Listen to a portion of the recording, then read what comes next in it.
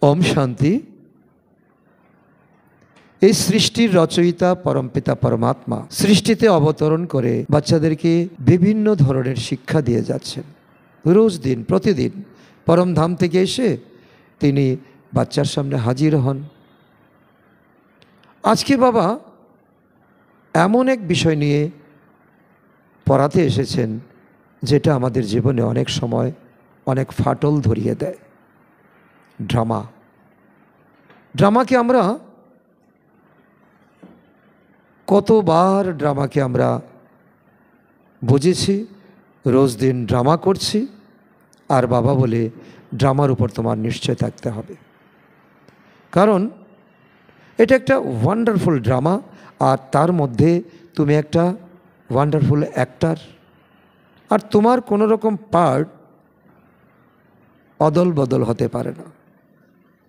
এই স্থূল দুনিয়াতে, সাকার দুনিয়াতে যে আমরা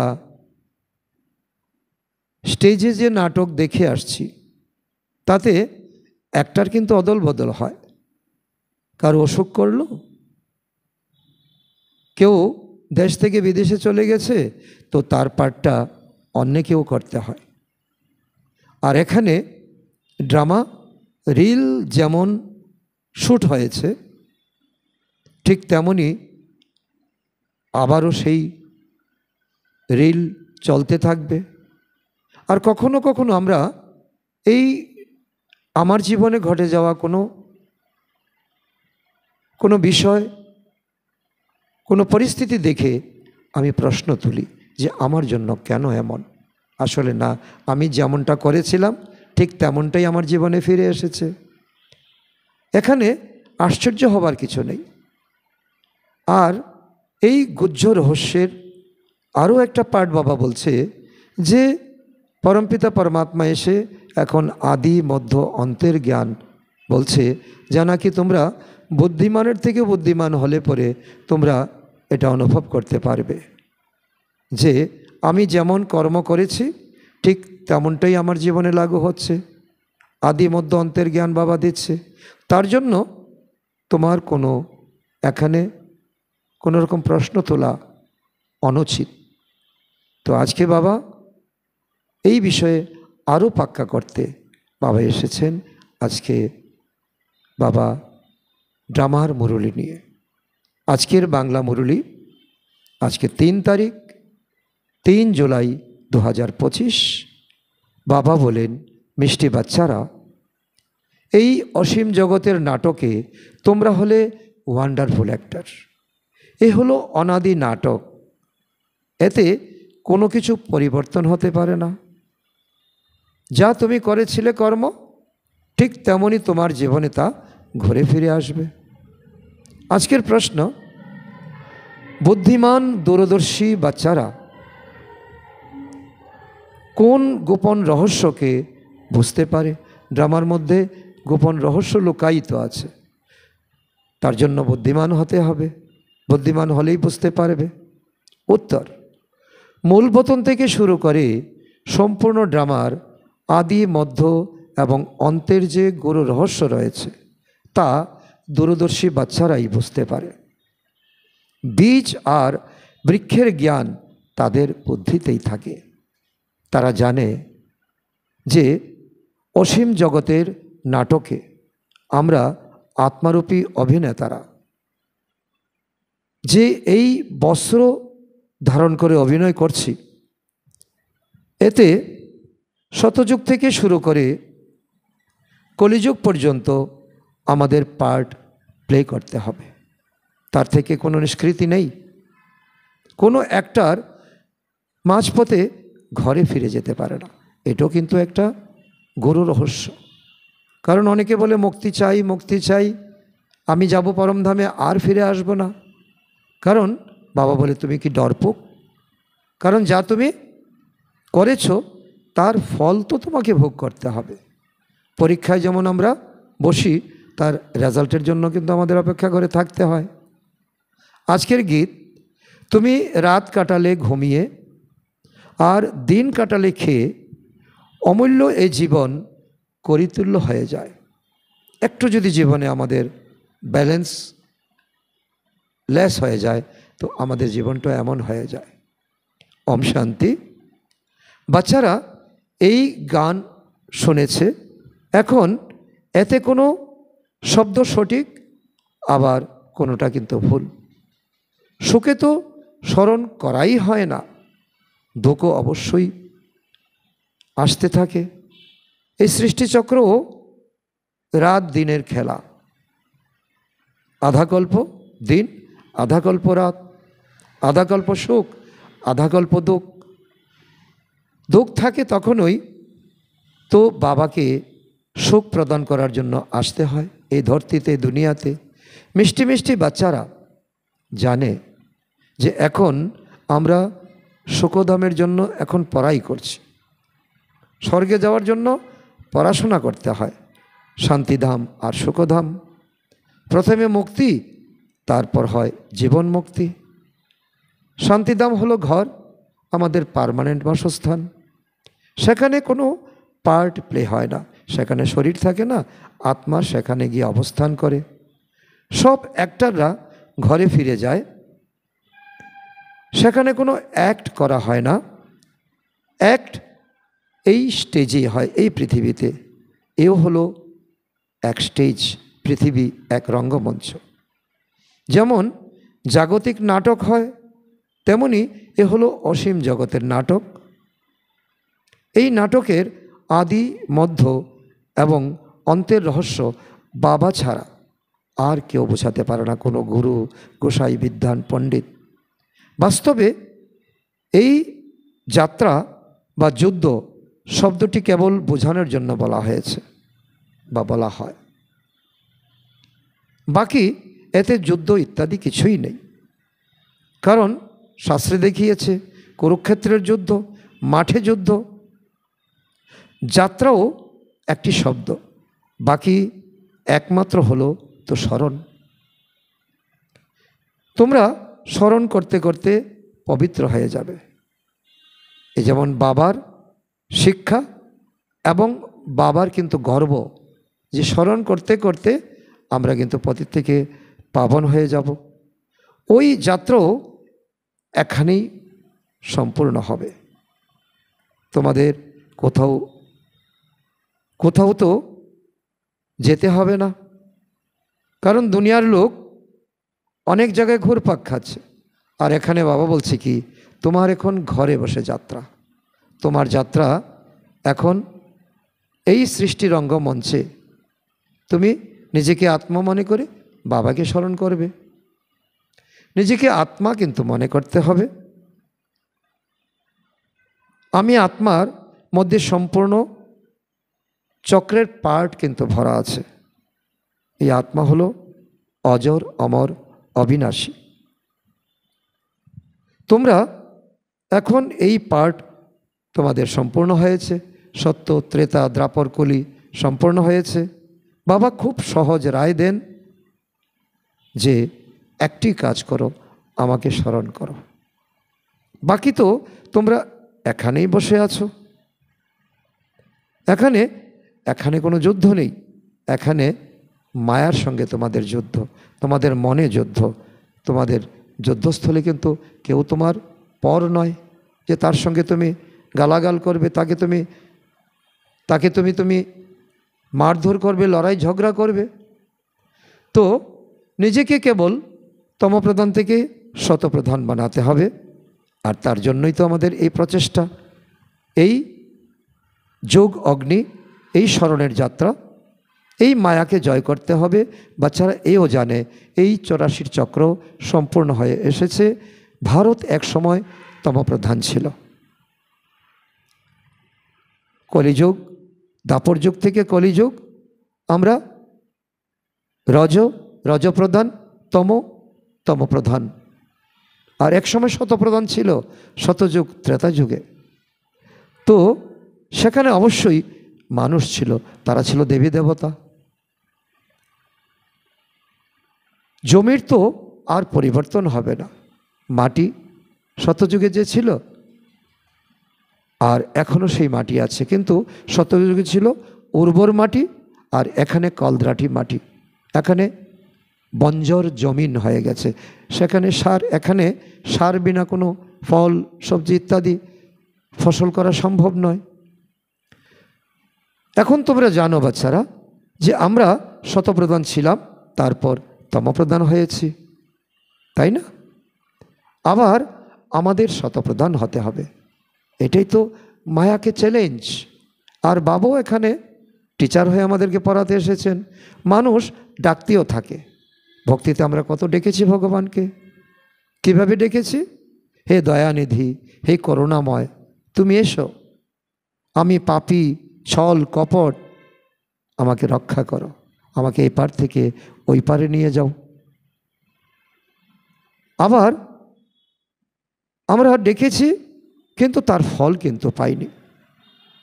কিন্তু তিনি কে বা কিভাবে আসেন, এসে কি কর্তব্য করেন, আমরা কিছুই জানতাম না ভক্তিতে। বাবা এখন তোমাদের বুদ্ধিমান বানিয়েছেন। এই অল্প জীবনে, এই ছোট্ট জীবনে, এই জীবনটাকেও যে তোর সমাধান করতে হবে, তারও যে একটা অঙ্ক আছে। তোমরা কত উচ্চ পদ পাও, তোমরা নারায়ণ হও, তোমরা লক্ষ্মী হও, তোমরা শ্রী নারায়ণ, শ্রী লক্ষ্মী, শ্রী সীতা, শ্রীরাম তোমরা হও। ওখানকার গরিবরা এখানকার বিত্তমানদের থেকে অনেক উচ্চ হয়।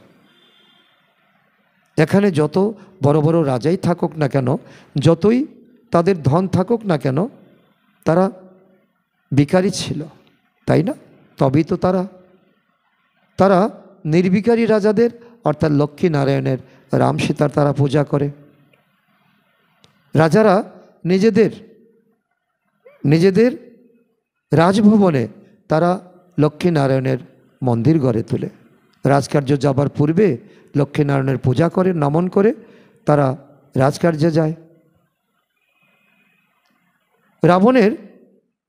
রাবণের ছায়া আসতেই দ্বাপর যুগ থেকে মানুষ কেমন যেন পতিত হতে শুরু করলো, আর এখন কলিযুগের অন্তিমে একেবারে পতিত হয়ে গেছে। তারা নির্ভিখারি দেবতার সামনে গিয়ে নিজেদের পতিত বলে মাথা ঠুকতে থাকে, আমি ছল কপট পাপী নিচু, আর তুমি মহান, আমাকে তুমি রক্ষা করো, আমাকে মার্গ দর্শাও, আমি কোন পথে চললে আমি তোমার কৃপা পাবো, তোমার শক্তি পাবো। মাথা ঠুকতে থাকে।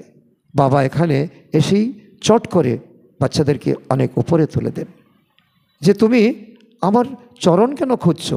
আমার চরণ তো নেই, আমি তো তোমাকে আমি আমারও থেকে উপরে চড়াই, কারণ আমি তো সত্যযুগে আসি না।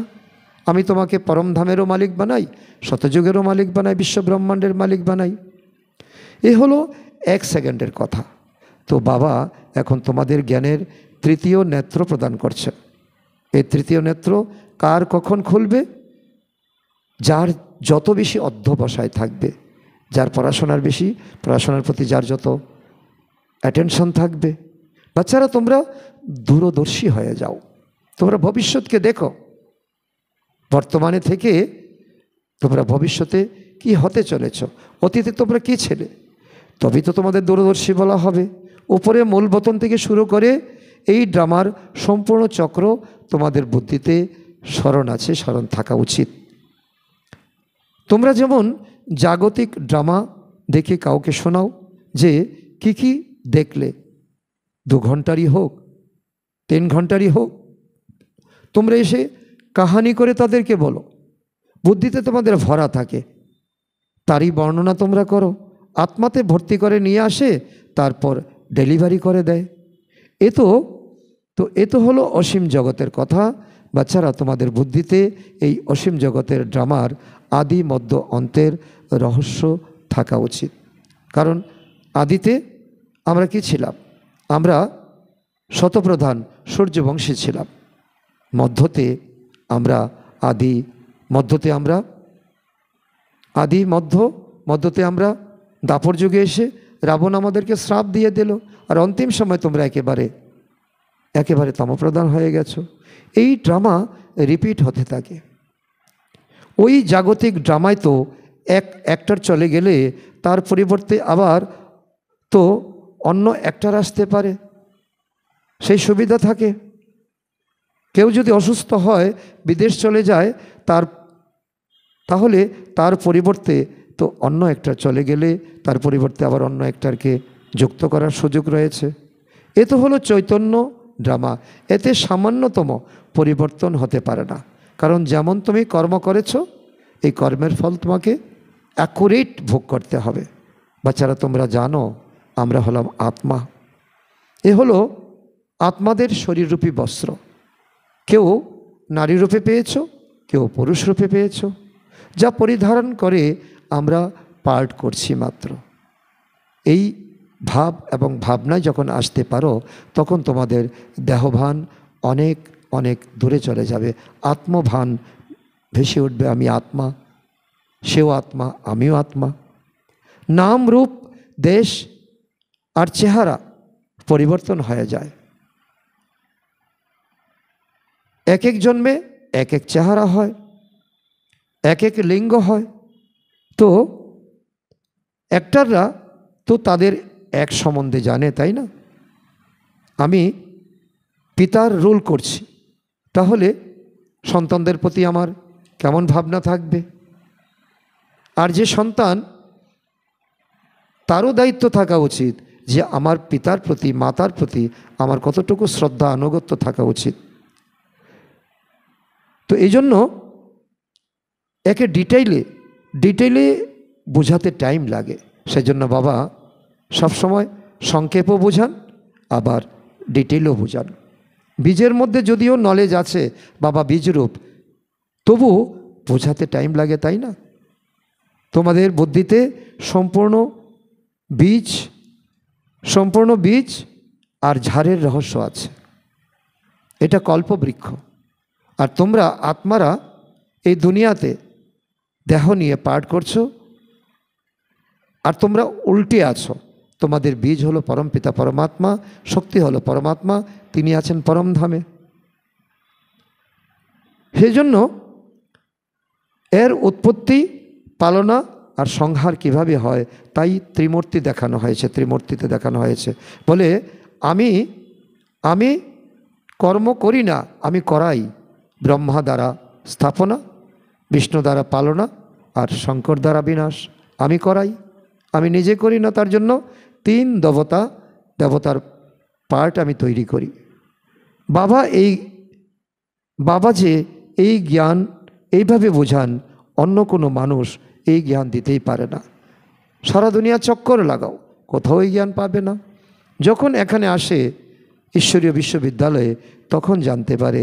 তাই তোমরা সবাইকে বলো এখানে এসে বোঝো। প্রদর্শনীতে আমরা যতই বুঝাই না কেন, আসল শিক্ষা হচ্ছে সেন্টারে। এখানে 7 দিনের কোর্স এসে শান্তিভাবে সেখানে কোর্সকে কমপ্লিট করো। কেউ খুব একগুঁয়ে হয়ে যায়, যারা বলে আমরা কিছুই শুনবো না। কেউ তো আবার শোনেও, কেউ লেখা কাগজ নেয়। আমরা আমরা প্যাম্পলেট তৈরি করি, কেউ তো প্যাম্পলেট নিতেই চায় না। কেউ আবার খুব যত্ন করে নেয় এবং তাকে খুব গুরুত্ব সহকারে বিচার বিবেচনা করে। তো বাবা বলেন এটা যার পার্ট, তাকে সেভাবে করতে হবে। তোমাদের বুদ্ধি কত বিশাল দূরদর্শী হয়ে গেছে, তাই না? এখন তোমরা এই অসীম জগতের এই নাটকের এখন তোমরা যে পার্টধারী তাকে বুঝছো, আর বীজরূপী বাবাকেও তোমরা বুঝছো। তোমরা 3 লোককে জানো। মূলবতন, যাকে নিরাকারী দুনিয়া বলে, বাকি সূক্ষ্মবতনে কিছুই নেই। সূক্ষ্মবতন সম্পর্কে বাবা বলেন এটা হলো খেলাধুলার জায়গা। সম্পর্ক সম্পূর্ণ হলো মূলবতন আর এই স্থূলবতনে তোমরা পাঠ করছো, আর মূলবতনে তোমরা ছিলে, সেখান থেকে এসে তোমরা এখানে পাঠ করছো। তো এই দুটোই তোমাদের এখন ভালোভাবে বোঝা দরকার। বাকি সূক্ষ্মপতন তো অল্প সময়ের জন্য। এই সঙ্গম যুগেই এসে বাবা এই সূক্ষ্মপতন তৈরি করেন। বাকি আত্মারা সব উপর থেকে এখানে আসে পার্ট প্লে করার জন্য। এই ঝাড় সব ধর্মের নম্বর অনুসারে হয়। এই কল্পবৃক্ষে সব ধর্মকে দেখানো হয়েছে আর নম্বর অনুসারে। আদি সনাতন দেবদেবীর পরে ইসলাম আসে, বৌদ্ধ আসে, খ্রাইস্ট আসে, শিখ ধর্ম আসে, বাই প্লট। যার যেমন সময় সে তখন আসে। এই হলো মানুষের ঝাড় এবং সম্পূর্ণ অ্যাকুরেট ঝাড়। এতে কোনো রকম ভুলচুক কিছু হতে পারে না। এর কিছুই আগে পিছে হতে পারে না। না আত্মারা অন্য কোথাও গিয়ে পরমধাম ছাড়া বসতে পারে, না আত্মারা ব্রহ্ম মহাতত্ত্বতে থাকে, যেখানে যেমন আকাশে তারা থাকে, স্টার থাকে, গ্রহ থাকে। এই স্টার্স তো দূর থেকে ছোট ছোট দেখতে লাগে, আসলে তো অনেক বড়, পৃথিবীর থেকে অনেক অনেক গুণ বড়। কিন্তু আত্মা তো না ছোট না বড় হয়। আত্মার না বিনাশ আছে, না আত্মার সৃষ্টি আছে। আত্মা অনাদি। তোমরা গোল্ডেন এজে যাও, তোমরা গোল্ডেন এজ অর্থাৎ সত্যযুগে যাও। এরপর তোমরা ধীরে ধীরে তোমরা কপার এজে আসো, সিলভার এজে আসো, কপার এজে আসো। এখন তো তোমরা হলে আয়রন এজে অর্থাৎ কলিযুগে। এরপর নিজেকে এখন সংকল্প দিতে হবে, আমি তো ছিলাম গোল্ডেন যুগে, এখন কি করে আমি এই আয়রন এজে চলে এলাম। এখন আয়রন এজে এসেছি, এখন আমাকে পুরুষার্থ করতে হবে। এখন আমাদের কোনো ভ্যালু নেই। মায়ার চমক যতই থাকুক না কেন, নতুন নতুন আবিষ্কার তো আমাদেরকে ডাকে, আমাদেরকে ইশারা দেয়। তো এটা হলো মায়ার অনেক রকমের পাম্প।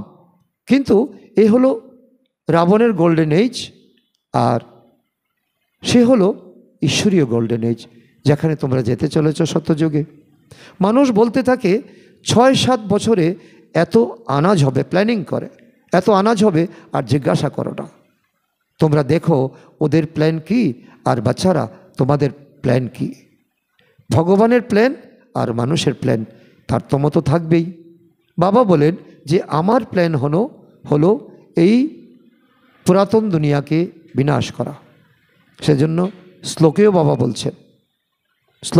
বলছেন আমি সাধুদেরকে উদ্ধার করি, আর যারা দুষ্কৃতি করেছে তাদেরকে আমি বিনাশ করি। তোমাদের তো একটাই প্ল্যান, তোমরা স্বপ্ন দেখো, দিবা স্বপ্ন। তোমরা জানো যে আমরা শ্রীমতে চলে বাবার থেকে নিজেদের উত্তরাধিকার গ্রহণ করছি, আর যারা কলিযুগে আছে তারা তো দিবা স্বপ্ন দেখছে। আর তোমাদের এখন স্বপ্ন সত্য এবং এটা হকিকত হবে, সার্থক হবে। বাবা পথ বলে দেন, শ্রীমত দেন, স্মরণে থাকার মত দেন, যে নিজেকে আত্মা মনে করে শুধু আমাকে স্মরণ করো। তো মত আর অক্ষর তো আছে না, তো মত হলো শ্রীমত, আর অক্ষর তো বাবা সংস্কৃত নয়, আমাদেরকে হিন্দিতে পড়ান। সংস্কৃত অক্ষরে তো বাবা বলেন না। দাপর যুগে মুনি ঋষিরা সংস্কৃত ভাষা সৃষ্টি করেছে, বাবা তো হিন্দিতে বোঝাতে থাকেন। ভাষা তো অনেকই আছে, তাই না? আবার ইন্টারপ্রেটার যারা দোভাষী, তারা শুনে তারপর আবার এটাকে ব্যাখ্যা করে বুঝিয়ে বলে। হিন্দি আর ইংরেজিতে তো অনেকেই জানে, পড়তেও পারে। বাকি ঘরে যে মায়েরা থাকে তারা তো এত পড়াশোনা জানে না। আজকাল বাচ্চারা বিদেশে গিয়ে ইংরেজি কথা বলা শুরু করে, আর মা বেচারি ঘরে এসে যদি এই ছেলে ইংরেজিতে কথা বলে তো মা বেচারি দ্বিধায় পড়ে যায়। আমরা ইংরেজির কি জানি বাবা, বলো তুমি আমাকে আমার ভাষায় কথা বলো, আমাদের ভাষায় কথা বলো। তো তখন তাদের ভাঙা ভাঙা আবার হিন্দি শিখতে হয়, কারণ হিন্দি ছিল, তারপর তাকে বিদায় দিয়ে ইংরেজি শিখেছে, আবার মাকে বোঝানোর জন্য এখন আবার ভাঙা ভাঙা হিন্দি শিখছে। শতযুগ তো ছিল এক রাজা, এক রাজ্য, এক ভাষা, এক মত, যা এখন আবার নতুন করে স্থাপনা করছে। এখন আমাদের এই বাবার এখন হিন্দি ভাষা আমাদের এখন আবারও সুন্দর দমে নতুন রূপে শিখতে হবে। প্রতি 5000 বছর অন্তর এই সৃষ্টিচক্র কিভাবে ঘুরতে থাকে তা বুদ্ধিতে কিন্তু থাকা উচিত। এখন এক বাবার স্মরণেই থাকতে হবে, অন্য কিছু নয়। এতেই তোমাদের কল্যাণ। এখানে তোমাদের অনেক অবসর আছে। ভোরবেলা স্নানাদি করে বাইরে ঘুরলে ফিরলে অনেক আনন্দ হবে। অন্তরে যেন এই স্মরণ থাকে যে আমরা সবাই হলাম অভিনেতা, আমি এক পাঠধারী মাত্র, আর আমি যার সঙ্গে কথা বলছি আর সেও পাঠধারী। তো উভয়ের পাঠকে যদি বুঝে নেই তো আমাদের মধ্যে লড়াই ঝগড়া হওয়ার কোনো অবকাশ থাকে না। তো এই স্মৃতি এখনই এসেছে।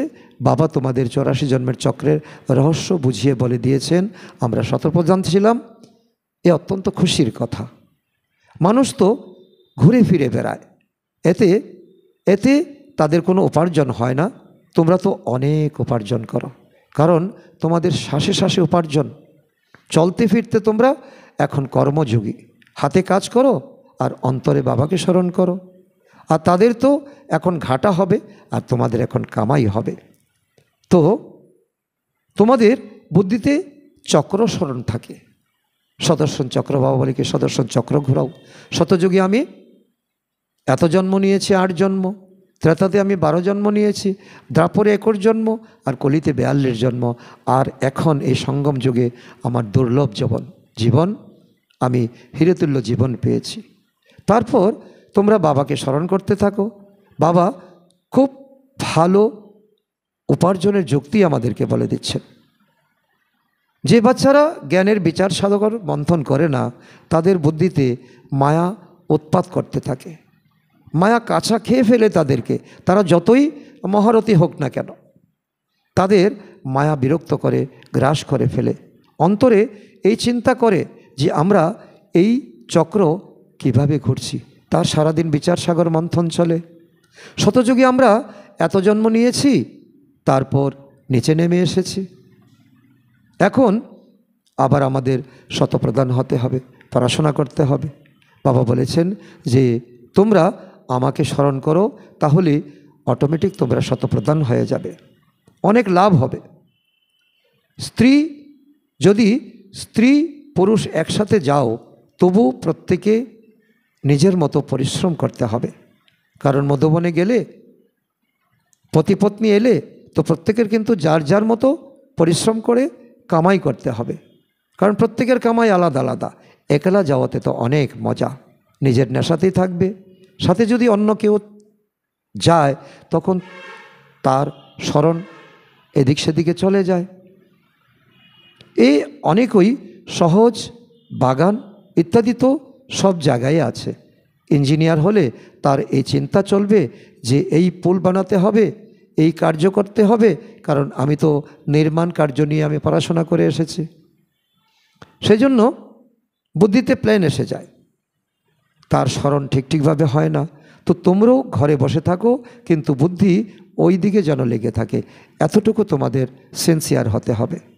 এই অভ্যাস করলে তোমাদের ভিতরেও এই চিন্তন চলতে থাকবে। তোমাদের পড়তেও হবে, আবার কাজ কারবারও করতে হবে, নতুবা যজ্ঞ চলবে কি করে? বৃদ্ধ, যুবক, বাচ্চা আদি সবাইকে পবিত্র হতে হবে। কেবল এই দুনিয়া যখন পরিবর্তন হবে, এই বৃদ্ধি চলে যাবে আর যুবক যুবতীরা থাকবে, বাচ্চারা থাকবে, তা নয়।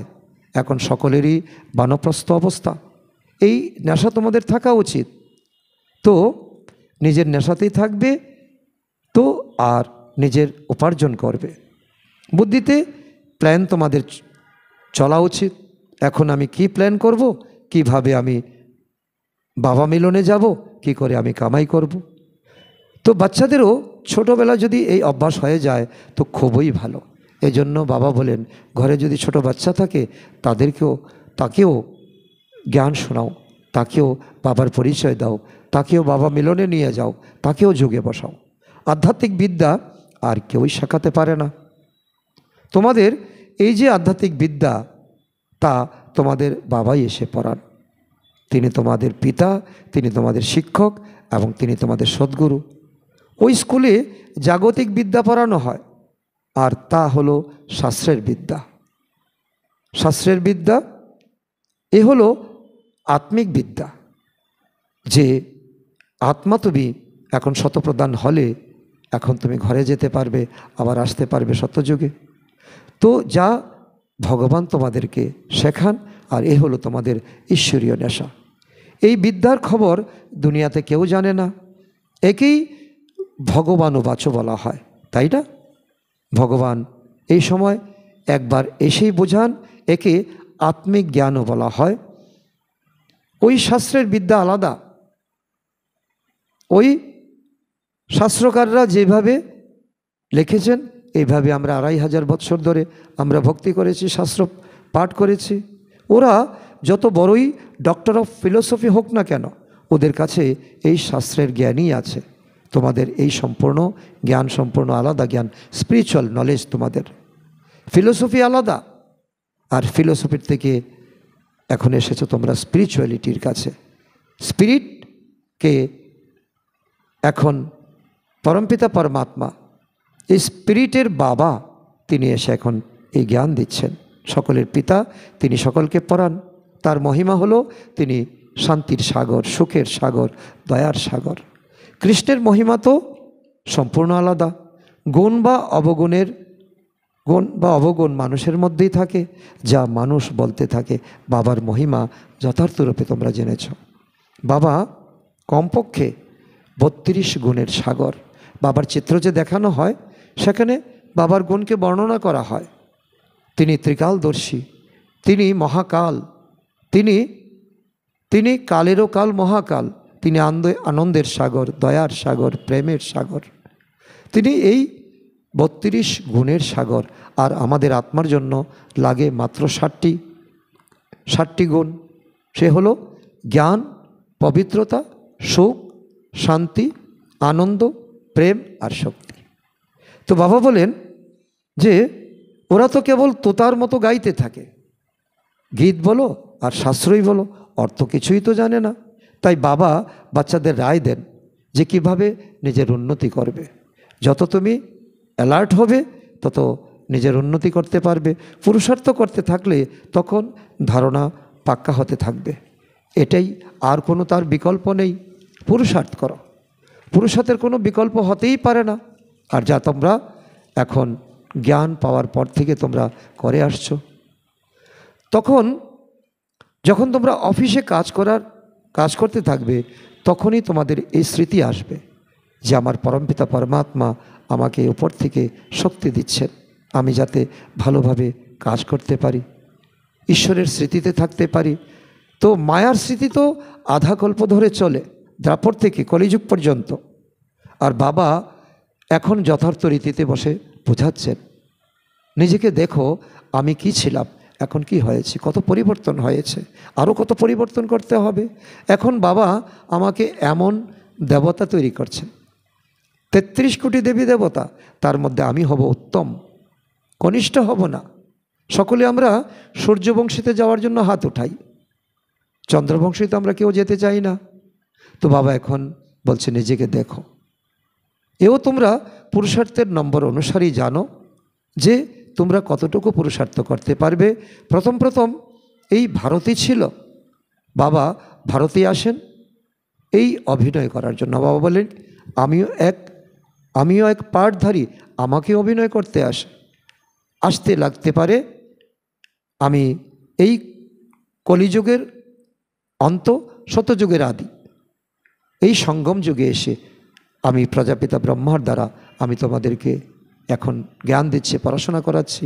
তোমরাই তো আদি সনাতন দেবদেবী ধর্মের, তাই না? তোমাদের ধর্মই হলো আদি সনাতন দেবদেবী ধর্ম, হিন্দু কোনো ধর্ম নয়। তোমাদের পবিত্র হতে হবে, না হলে পরের দিকে আসবে। কারণ তোমরা কি চাও তোমরা সত্যযুগে না এলে চলবে, তোমাদের তেতাতে এলেও চলবে, তেতার শেষে এলেও চলবে, তোমরা কেউ রাজি হবে না। তখন আর কি সুখ পাবে?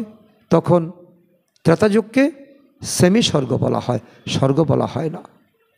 বেশি ভক্তি না করলে তো আসবেই না, কারণ ভক্তির ফল হচ্ছে জ্ঞান।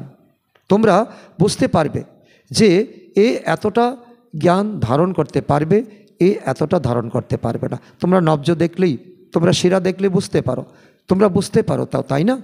বাবা বলেন তোমরা যেখানে যাও তোমরা নব্জ দেখে জ্ঞান প্রদান করো, উলু বনে মুক্ত ছড়িয়েও না। অনেক পরিশ্রম করে তবু সামান্য কয়েকজনেই এই জ্ঞান ধারণ করতে পারে। পরিশ্রম তো করতেই হবে, পরিশ্রম ছাড়া তো কিছুই পাওয়া যায় না। প্রজা তো তৈরি হতে থাকে, কিন্তু তো রাজাও তো চাই। প্রজা তৈরি না করলে তুমি কার উপর রাজত্ব করবে? বাবা বাচ্চাদের উন্নতির জন্য যুক্তি বলে দেন। কি বলেন? বাচ্চারা, নিজেদের উন্নতি করতে হলে ভোরবেলা স্নানাদি করে একান্তে গিয়ে হাঁটাচলা করো বা বসে যাও বাবার সামনে।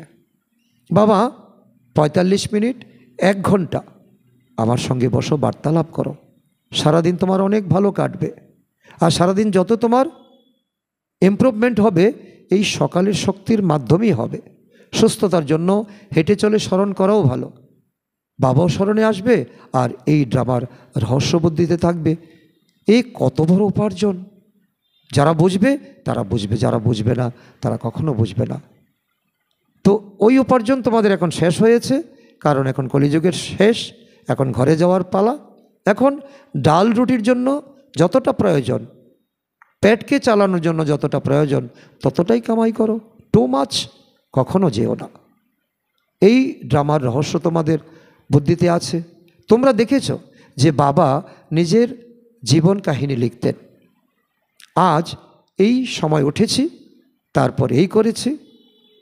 ভাবতেন, এই কর্ম ইন্দ্রিয়ের কাচারি লাগাতেন।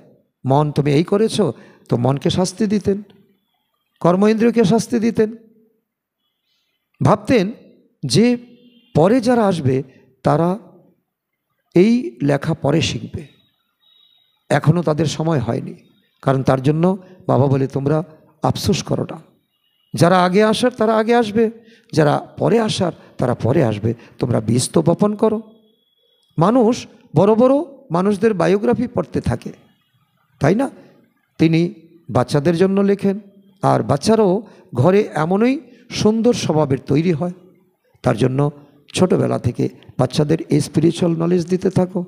এটা হলো তাদের বেসিক পয়েন্ট, ফাউন্ডেশন তৈরি করা। বাচ্চারা এখন তোমাদের পুরুষার্থ করে শতপ্রধান হতে হবে, আবার শতপ্রধান দুনিয়ার রাজত্ব নিতে হবে। তোমরা জানো যে কল্প কল্প আমরা রাজত্ব গ্রহণ করি, তারপর তা হারিয়ে ফেলি। তোমাদের বুদ্ধিতে এই সমস্ত কিছুই আছে, আর এখন শুধু তাকে রিভাইজ করা। এ হলো নতুন দুনিয়া, নতুন ধর্মের জন্য নতুন জ্ঞান। তাই মিষ্টি মিষ্টি বাচ্চাদের তিনি আবারও বোঝান। বাবা কোনো বিরক্ত হন না, বারবার বোঝাতে থাকেন। ওখানে অমরলোকে এমন মৃত্যু কখনই হয় না, অকাল মৃত্যু। আর এখানে তো পড়লো আর মরলো, অ্যাক্সিডেন্টে মৃত্যু হয়ে যায়। এখানে তো বসে বসে কিভাবে মারা যায়, প্লেন অ্যাক্সিডেন্টে মারা যায়। তাই নিজের পুরুষার্থ করতে থাকো, জমা করতে থাকো। আচ্ছা, মিষ্টি মিষ্টি হারানিধি বাচ্চাদের প্রতি মাতা পিতা বাপদাদার স্মরণের স্নেহ সুমন আর সুপ্রভাত। আত্মাদের পিতা তার আত্মারূপী বাচ্চাদের জানাচ্ছেন নমস্কার। আমরা আত্মারূপী সন্তানরা আমাদের মাতা পিতা বাপদাদাকে জানাই স্মরণের স্নেহ সুমন, সুপ্রভাত আর নমস্কার। ধারণার জন্য মুখ্য সার। 1 নম্বর, বুদ্ধিকে জ্ঞান চিন্তনে বিজি রাখার অভ্যাস করতে হবে। বিজি রাখবে, তখন ইজি হতে পারবে। যখনই সময় পাবে একান্তে গিয়ে বিচার সাগর মন্থন করতে হবে। সময় পেলেই বসে যাও, সময় পেলেই চিন্তন করতে থাকো। বাবাকে স্মরণ করে প্রকৃত উপার্জন জমা করতে হবে। নাম্বার 2, দূরদর্শী হয়ে এই অসীম জগতের নাটককে যথার্থ রীতিতে বুঝতে হবে। সমস্ত অভিনেতাদের পার্টকে সাক্ষী হয়ে দেখতে হবে, কারো কোনো দোষ নেই। এই নাটকে সবাই কিন্তু নিরপরাধ, কারো কোনো দোষ নেই। আমি যা করেছি আমার জন্য সেটাই আগামী দিনে আসবে। আজকের বরদান, মধুরতার বরদানের দ্বারা সদা এগিয়ে চলা শ্রেষ্ঠ আত্মা ভব। তো বাবা বলছেন যে মধুরতার বরদান তো রোজ বাবা দিচ্ছেন। যে মধুরতা আমরা দৃষ্টি দিয়েও দিতে পারি, আবার মুখ দিয়েও দিতে পারি। এই মুখ দিয়ে আমরা কটু বচনও বলতে পারি, আবার মিষ্টি বচনও বলতে পারি। তো লাভ কোনটার হবে? মিষ্টি বচনের। মধুরতা এমনই এক বিশেষ ধারণা যা তিক্ত ধরণীকেও মধুর বানিয়ে দেয়। যে কাউকে 2 মিনিট মিষ্টি দৃষ্টি দিয়ে দাও, মিষ্টি বাণী বলে দাও, তাহলে যে কোনো আত্মাকে সদাকালের জন্য ভরপুর করে দিতে পারবে। শুধু আমাদের 1 মিনিট আর তার অনেক জীবনের জন্য তার প্রাপ্তি হয়ে যাবে। 2 মিনিটের মিষ্টি দৃষ্টি বা বাণী সেই আত্মার সৃষ্টি পরিবর্তন করে দেবে, তাকে টোটাল চেঞ্জ করে দেবে। তোমাদের 2টি মধুর কথা সদাকালের জন্য তার পরিবর্তন হওয়ার নিমিত্ত হয়ে যাবে। সে শেষ দিন পর্যন্ত বলবে যে ওই ব্যক্তির একটা কথা আমার জীবনে অনেক পরিবর্তন এনে দিয়েছে, নিমিত্ত হয়ে যাবে। এই জন্য মধুরতার বরদান সাথে সাথে রাখবে। মিষ্টি কম বলো, মিষ্টি বলো, ধীরে বলো, এটাই ব্রাহ্মণ জীবনের একমাত্র আমাদের জীবনের উচ্চ ওঠার সিঁড়ি। সদা মিষ্টি হয়ে থাকবে আর সবাইকে মিষ্টি বানাবে। আজকের স্লোগান, সকল পরিস্থিতিতে রাজি থাকো, তাহলে রাজযুক্ত হয়ে যাবে। সকল পরিস্থিতি, ব্রাহ্মণ জীবনের যে কোনো পরিস্থিতি আসুক না কেন, তাহলে আমরা রাজি থাকতে হবে। তাহলে এই রহস্যকে আমরা বুঝে যাব এবং এই পরিস্থিতি থেকে আমরা পার হতে পারব। আজকের অব্যক্ত ইশারা, সকল পরিস্থিতিতে, এটা হলো স্লোগান। অব্যক্ত ইশারা, সংকল্পের শক্তি জমা করে শ্রেষ্ঠ সেবার নিমিত্ত হও। যখন অন্যান্য সকল সংকল্প শান্ত হয়ে যায়, বেশ এক বাবা আর তুমি, এই মিলনের অনুভূতির সংকল্প থাকে, তখন সংকল্প শক্তি জমা হয় আর যোগ পাওয়ারফুল হয়ে যায়। মূল পতনে গিয়ে তো কোনো কথা নেই, শুধু বাবাকে দেখা, বাবা আমাকে দেখছে, আমি বাবাকে দেখছি। এর জন্য অন্তর্লীন করার বা চারিদিক থেকে নিজের মন বুদ্ধিকে গুটিয়ে ফেলার শক্তি ধারণ করো। চতুর্দিক থেকে কিছু সময়ের জন্য দেহের সঙ্গে জড়িত সকল কিছু থেকে বুদ্ধিযোগকে সরিয়ে আমি পরম ধামে যাচ্ছি বাবার সঙ্গে মিলন করার জন্য। সংকল্পের উপর ব্রেক লাগাবে, সংকল্প থেকে বিচ্যুত হবে না, আলাদা হওয়া নয়। যদি 1 সেকেন্ডের পরিবর্তে বেশি সময় লেগে যায়, তাহলে অন্তর্লীন করার শক্তি দুর্বল হয়ে যাবে। তার জন্য বাবা বলে অন্তিম সময়ের পরীক্ষা 1 সেকেন্ডের আসবে। এই 1 সেকেন্ডে ডিট্যাচমেন্ট, সকল কিছু থেকে বুদ্ধি ডিটাচ করে নাও, পাওয়ার তখন বৃদ্ধি পাবে, তখন তুমি শক্তিশালী আত্মা হয়ে যাবে। আজকের সমান হলো আমি শ্রেষ্ঠ আত্মা, পরিবর্তনকারী আত্মা। আমার মিষ্টি বচন, মিষ্টি দৃষ্টি একজনের জীবনকে পরিবর্তন করে দেবে। আমার রহস্যকে জানলাম, তার মধুরতাকে জানলাম এবং নিজে আমি পাঠধারী এটাও জানলাম। আচ্ছা, ওম শান্তি।